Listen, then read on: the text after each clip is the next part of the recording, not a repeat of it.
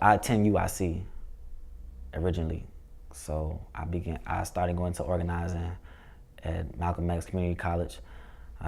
Met this guy, Dejon Jackson. He was a field organizer of Chicago Votes.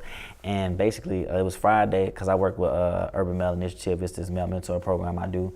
He came in, did like a little orientation, talked about Chicago Votes and organizing and stuff like that. And at that time, I'm not gonna lie, I was sitting there like, what the fuck about what he talking about?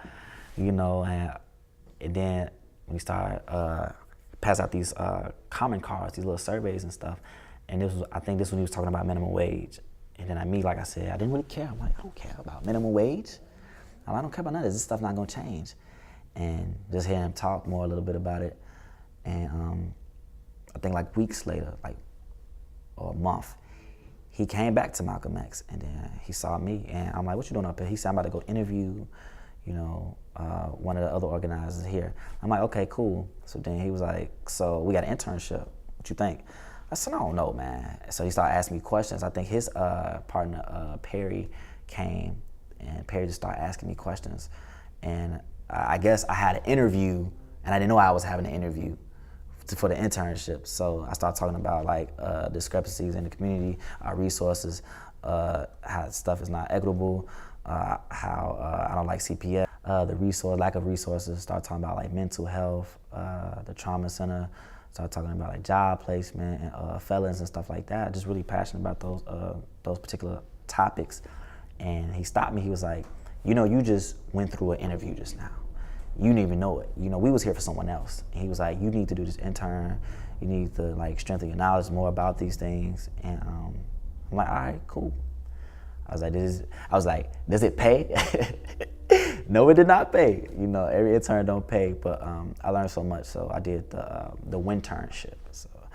And I came into the office, and I learned a lot in a PowerPoint presentation. From there, I just fell in love with the work. Yes, I'm an organizer now. So I do a lot of street canvassing, basically.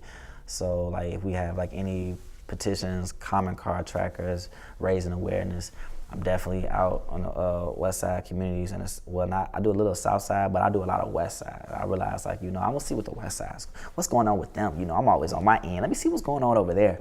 So I definitely do a lot of street work, as well as data entry, phone banking, but my heart is in the streets. I like seeing what the people care about. You'd be surprised. You get authentic answers.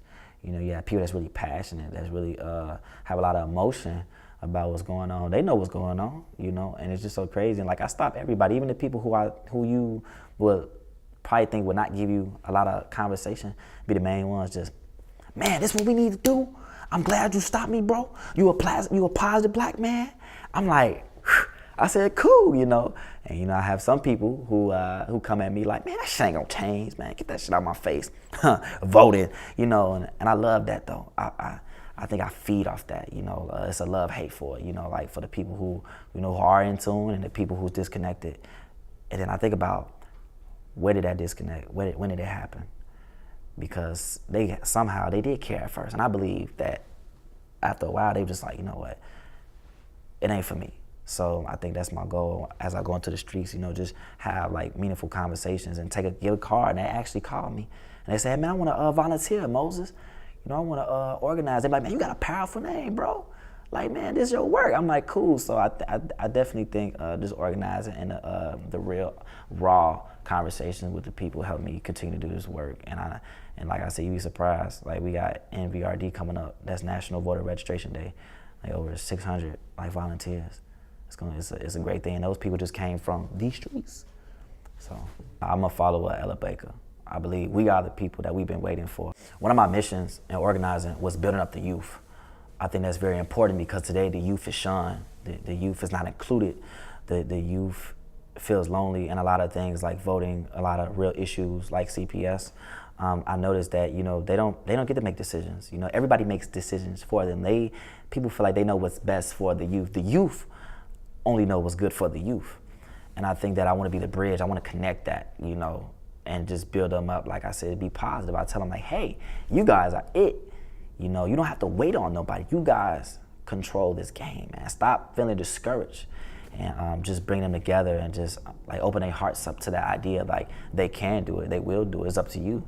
You know, we can't move this thing without. And I noticed like in the movement in the 1960s and activism, like I said, I love the SNCC, and I noticed like SNCC took off because the college students came together and they said, we gonna do this thing. We don't need you to represent us. We gonna do this thing. This us. Just like now, I want the youth to understand, it's y'all. It's always been about you guys. So stop letting other people tell y'all what's best for y'all, and just feed off from that. So I think that's one of my biggest goals in organizing and with the youth. What's discouraging is that I hear a lot about, people say that the youth is lazy, our youth killing. People say the youth don't have no type of ambition, our youth not employed. People say the youth is just ignorant, they're disrespectful. And that's what I think we're organizing, just organizing the young people. And I'm like, you know, I'm still young, but I like to go to the younger people, because when it starts, I wish somebody would have told me younger, like, man, it's real out here. They say so many negative things about the youth, but do you interact with them? Do you know what, like, the emotional issues? Do you know, like, the psycho issues? Like, do you take the time to really understand what the generation is really going through? Because it seems like they speculate, and I don't like that. Stop speculating and start coming together and have meaningful conversations. And, you know, and you will learn something, you know. We like to call it the story of self. But you know what? A lot of people pass judgment. Older generations think they know everything. And I don't want to be like that when I get older. I want to ask, like, okay, yeah, they're killing each other, or yeah, they're fighting, or yeah, this, but why though? It's always that why. You got to ask, what's connecting that why? It's called casual and effect relationships that people don't really think about. Like, they say the youth is this, but why though? The youth is so much gang violence, so much that, but why? Ain't no jobs in the summer. It's hot. People ain't got nothing to do, you know? Or kids killing each other. Where they getting these guns from? You need to think about those things. We don't take the time to think about that. So I just think, like, really evaluating and analyzing the youth and our access to those things and why is the stuff happening. So I think that's the problem. That's that missing gap that we're still trying to fill in. Everything connects. If we can build that up and just build the youth up, you know, that's my thing as an organizer, because I know kids be like, hey, I want to do what you do. Whatever you do, I want to do that because it seems cool. I say it is cool.